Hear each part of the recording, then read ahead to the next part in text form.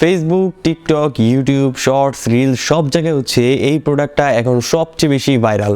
এখন এই প্রোডাক্টটা কি আপনারা সবাই জানেন মোটামুটি, তারপর আমি বলে দিচ্ছি। এটা হচ্ছে একটা 7-in-1 multi functional cleaning kit, যেটা দিয়ে আপনি আপনার স্ক্রিন থেকে শুরু করে আপনার পিসির কিবোর্ড, আপনার এয়ারপড সব কিছু আপনি এটা দিয়ে ক্লিন করতে পারবেন, কারণ এটার মধ্যে অনেক কিছু আছে একটার মধ্যেই। সো এটা অনেক বেশি ভাইরাল এখন। তো আজকে এইটারই একটি ছোটোখাটো রিভিউ করব। তার আগে বলে নিচ্ছি, আপনি যদি আমার চ্যানেলে নতুন হয়ে থাকেন তাহলে প্লিজ এটা সাবস্ক্রাইব বাটন, আর যদি অলরেডি সাবস্ক্রাইব করে থাকেন তাহলে পুরো বাংলাদেশ না ওয়ার্ল্ড আপনাকে খুঁজতেছে। তো চলুন এটার বক্স কন্টেন্টস দেখে নিই। বক্সের ভিতরে আপনি এই ক্লিনিং কিট এবং একটি ইউজার ম্যানুয়াল ছাড়া আর কিছুই পাচ্ছেন না, জাস্ট এইটাই আছে, ইউজার ম্যানুয়ালটা যদি বাদ দেন। এবং এইটা কেন স্পেশাল হওয়ার কারণ হচ্ছে আপনি এইখানে দেখতে পাচ্ছেন উপরে এটা হচ্ছে একটি ব্রাশ, যেটা দিয়ে আপনি আপনার কিবোর্ড এবং বাকি যেসব যে জায়গায় হচ্ছে আপনি হাত দিয়ে পরিষ্কার করতে পারবেন না, আপনার পিসি হোক বা আপনার ল্যাপটপ হোক, আপনার ফোন হোক, সে জায়গায় হচ্ছে আপনি এটা দিয়ে ক্লিন করতে পারবেন। তারপর যদি আপনি উপরের এই সেকশনটা ওপেন করেন তাহলে এইখানে হচ্ছে আপনি তিনটা জিনিস পেয়ে যাচ্ছেন।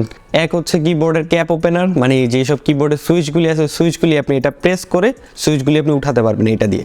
তারপরে আপনি পেয়ে যাচ্ছেন হচ্ছে একটি ক্লিনার, ছোট একটি বোতলের মধ্যে আপনি একটি ক্লিনার পেয়ে যাচ্ছেন। তারপরে হচ্ছে এই আরেকটি টুল, এই টুলটা হচ্ছে আপনি এইখান দিয়ে ওপেন করতে পারবেন, আবার এইখান দিয়ে ওপেন করতে পারবেন।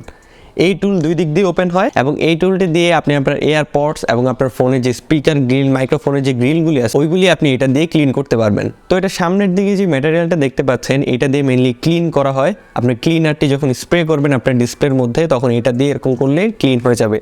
বাট যারা এটা বানাইছে বা যারা হচ্ছে মার্কেটিং করতেছে তারা হচ্ছে ক্লেম করে যে এটা একবার এভাবে সোয়াইপ করলে হচ্ছে ক্লিন হয়ে যাবে। অনেক সময় ফোনের ক্ষেত্রে একবার বা দুইবারে তো হয়েই যায়, বাট ল্যাপটপের ক্ষেত্রে হচ্ছে আমার 3-4 বার ইউজ করতে হয়েছে তারপরে ক্লিন হয়েছে। বাট এটা দিয়ে ক্লিন কিন্তু অ্যাকচুয়ালি ক্লিন হয়, এটা দিয়ে ক্লিন হয়, ফেক কিছু না। অনেক সময় ফোন এটা দিয়ে একবারেই ক্লিন হয়ে যাচ্ছিল, মানে এক সোয়াইপে এটা ক্লিন হয়ে যাচ্ছিল অনেক সময়। এই ক্লিনিং কিটটি দিয়ে আমি আমার ফোন, আমার আম্মুর ফোন, আমার ল্যাপটপের স্ক্রিন সব আমি ক্লিন করেছি। এছাড়া হচ্ছে আমার যে এয়ারপডস আছে এয়ারপডস আমি এটা দিয়ে ক্লিন করেছি, মানে কোনো কিছু বাদ রাখি নেই।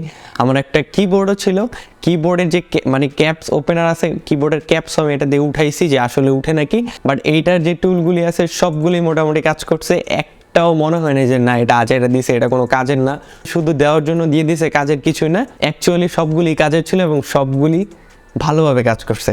এখন যারা আমার মতো কনফিউশনে ছিলেন যে এই জিনিসটাকে নিব নাকি নিব না, এত ভাইরাল প্রোডাক্ট একবারই আসলে ক্লিন হয় নাকি, বা যে জিনিসগুলি আছে ওইগুলি কি আসলে অরিজিনাল নাকি ফেক, আমার যেটা মনে হয়েছে যে আমার টাকাগুলি আসলে ওয়ার্থ।